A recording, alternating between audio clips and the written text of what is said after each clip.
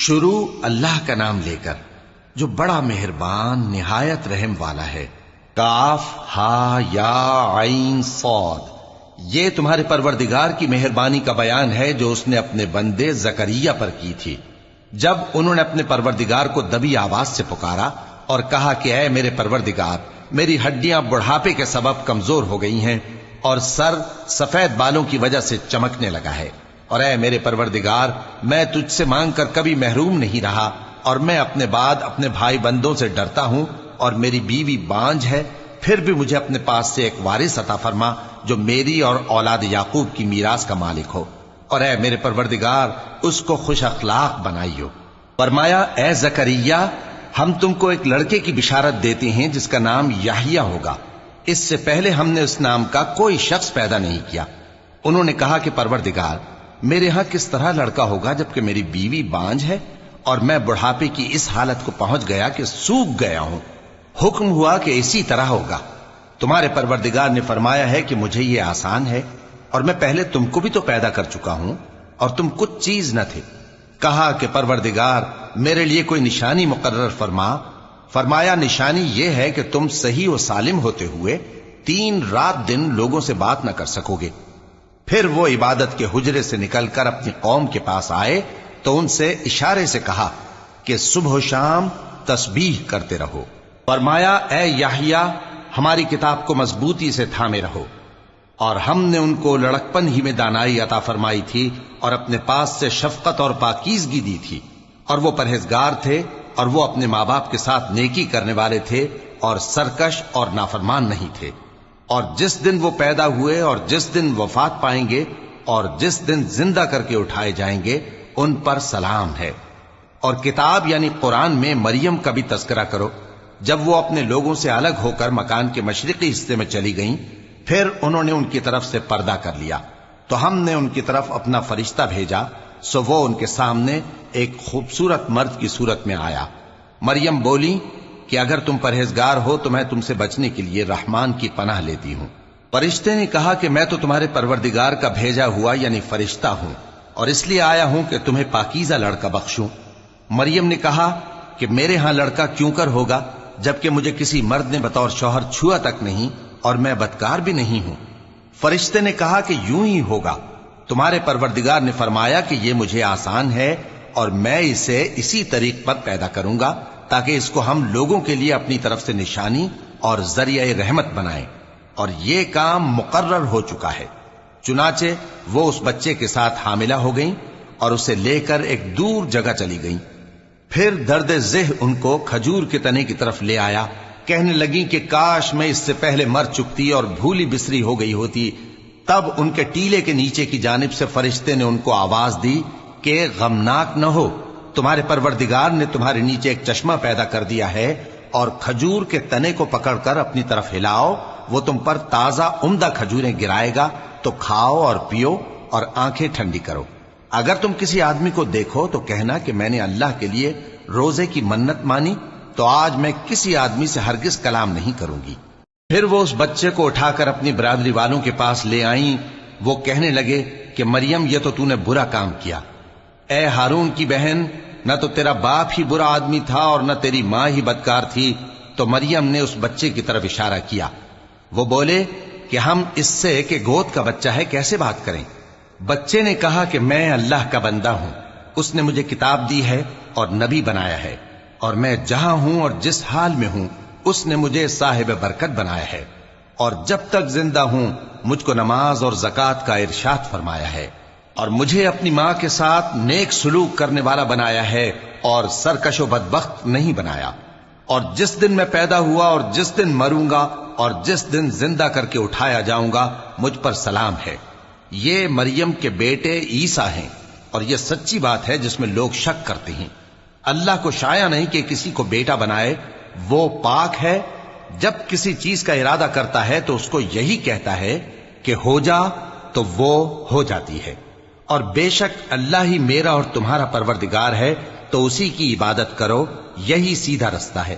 پھر اہل کتاب کے فرقوں نے باہم اختلاف کیا، سو جو لوگ کافر ہوئے ہیں ان کو بڑے دن یعنی قیامت کے روز حاضر ہونے سے خرابی ہے۔ وہ جس دن ہمارے سامنے آئیں گے کیسے سننے والے اور کیسے دیکھنے والے ہوں گے، مگر ظالم آج کھلی گمراہی میں ہیں۔ اور ان کو حسرت و افسوس کے دن سے ڈرا دو جب بات فیصل کر دی جائے گی اور وہ غفلت میں پڑے ہوئے ہیں اور ایمان نہیں لاتے۔ ہم ہی زمین کے اور جو لوگ اس پر بستے ہیں ان کے وارث ہوں گے اور ہماری ہی طرف ان کو لوٹنا ہوگا۔ اور کتاب میں ابراہیم کا ذکر کرو، بے شک وہ نہایت سچے تھے، پیغمبر تھے۔ جب انہوں نے اپنے باپ سے کہا کہ ابا، آپ ایسی چیزوں کو کیوں پوچھتے ہیں جو نہ سنیں اور نہ دیکھیں اور نہ آپ کے کچھ کام آ سکیں؟ ابا، مجھے ایسا علم ملا ہے جو آپ کو نہیں ملا، تو میرے ساتھ ہو جائیے، میں آپ کو سیدھی راہ پر لے چلوں گا۔ ابا، شیطان کی پوجا نہ کیجیے، بے شک شیطان اللہ کا نافرمان ہے۔ ابا، مجھے ڈر لگتا ہے کہ آپ کو اللہ کا عذاب آ پکڑے تو آپ شیطان کے ساتھی ہو جائیں۔ اس نے کہا کہ ابراہیم، کیا تو میرے معبودوں کے خلاف ہے؟ اگر تو باز نہ آئے گا تو میں تجھے سنسار کر دوں گا اور تو ہمیشہ کے لیے مجھ سے دور ہو جا۔ ابراہیم نے سلام علیکم کہا اور کہا کہ میں آپ کے لیے اپنے پروردگار سے بخشش مانگوں گا، بے شک وہ مجھ پر نہایت مہربان ہے۔ اور میں آپ لوگوں سے اور جن کو آپ اللہ کے سوا پکارا کرتے ہیں ان سے کنارہ کرتا ہوں اور اپنے پروردگار ہی کو پکاروں گا۔ امید ہے کہ میں اپنے پروردگار کو پکار کر محروم نہیں رہوں گا۔ اور جب ابراہیم ان لوگوں سے اور جن کی وہ اللہ کے سوا پرستش کرتے تھے الگ ہو گئے تو ہم نے ان کو اسحاق اور اسحاق کو یعقوب بخشے اور ہر ایک کو پیغمبر بنایا، اور ہم نے ان کو اپنی رحمت سے بہت سی چیزیں عنایت کی اور ان کا ذکر جمیل بلند کیا۔ اور کتاب میں موسیٰ کا بھی ذکر کرو، بے شک وہ ہمارے برگزیدہ تھے اور رسول تھے، نبی تھے، اور ہم نے ان کو طور کی داہنی طرف سے پکارا اور باتیں کرنے کے لیے نزدیک بلایا، اور اپنی مہربانی سے ان کو ان کا بھائی ہارون پیغمبر بنا کر عطا کیا۔ اور کتاب میں اسماعیل کا بھی ذکر کرو، وہ وعدے کے سچے اور رسول تھے، نبی تھے، اور وہ اپنے گھر والوں کو نماز اور زکوٰۃ کا حکم کرتے تھے اور اپنے پروردگار کے ہاں پسندیدہ تھے۔ اور کتاب میں ادریس کا بھی ذکر کرو، وہ بھی نہایت سچے تھے، نبی تھے، اور ہم نے ان کو اونچی جگہ اٹھا لیا تھا۔ یہ وہ لوگ ہیں جن پر اللہ نے اپنے پیغمبروں میں سے فضل کیا، یعنی اولاد آدم میں سے، اور ان لوگوں میں سے جن کو ہم نے نوح کے ساتھ کشتی میں سوار کیا، اور ابراہیم اور یعقوب کی اولاد میں سے، اور ان لوگوں میں سے جن کو ہم نے ہدایت دی اور جنہیں برگزیدہ کیا۔ جب ان کے سامنے ہماری آیتیں پڑھی جاتی تھیں تو سجدے میں گر پڑتے اور روتے رہتے تھے۔ پھر ان کے بعد چند ناخلف ان کے جانشین ہوئے جنہوں نے نماز کو ضائع کر دیا اور خواہشات نفسانی کے پیچھے لگ گئے، سو ان قریب ان کو گمراہی کی سزا ملے گی۔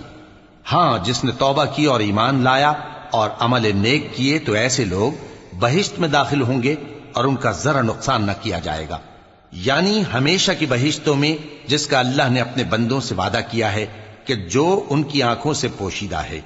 بے شک اس کا وعدہ نیکوکاروں کے سامنے آنے والا ہے، وہ اس میں سلام کے سوا کوئی بیہودہ کلام نہ سنیں گے اور ان کو صبح و شام کھانا ملے گا۔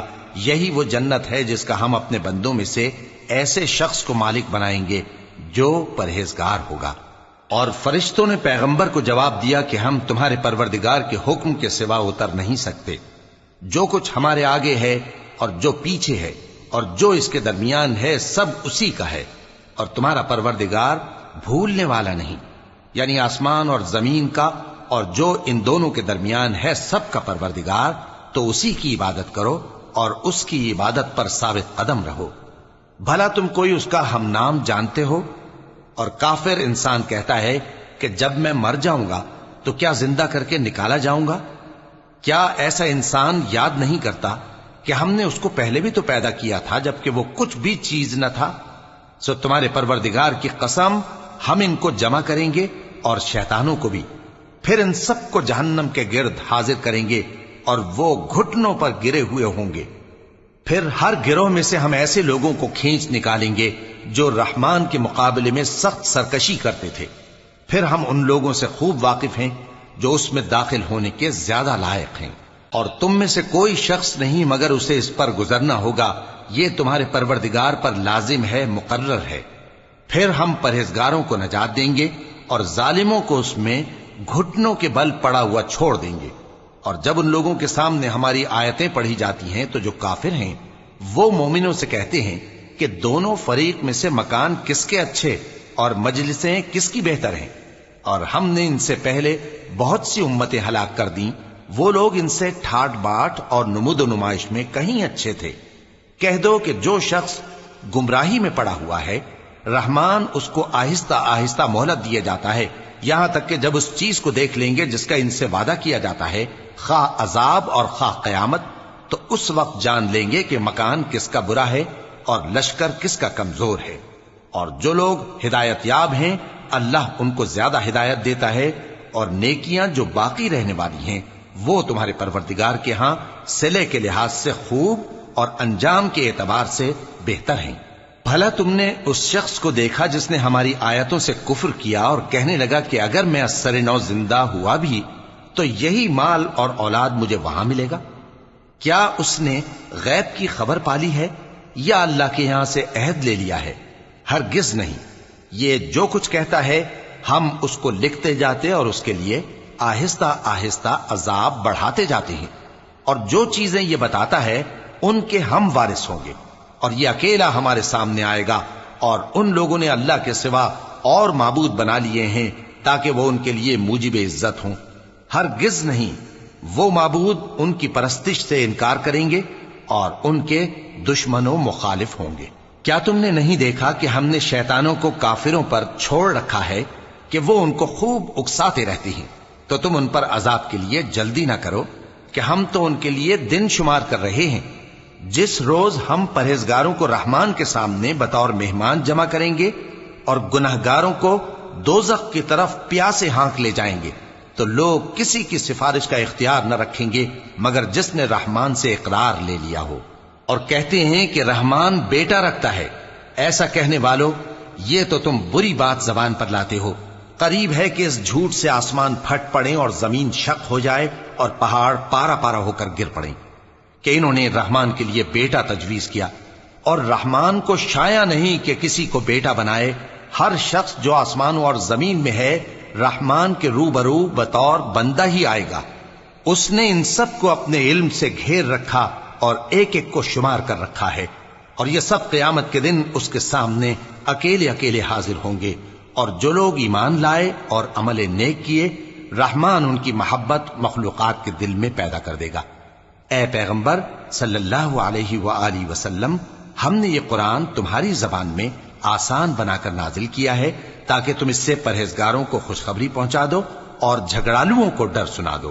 اور ہم نے ان سے پہلے بہت سے گروہوں کو ہلاک کر دیا ہے۔ بھلا تم ان میں سے کسی کو دیکھتے ہو یا کہیں ان کی بھنک سنتے ہو؟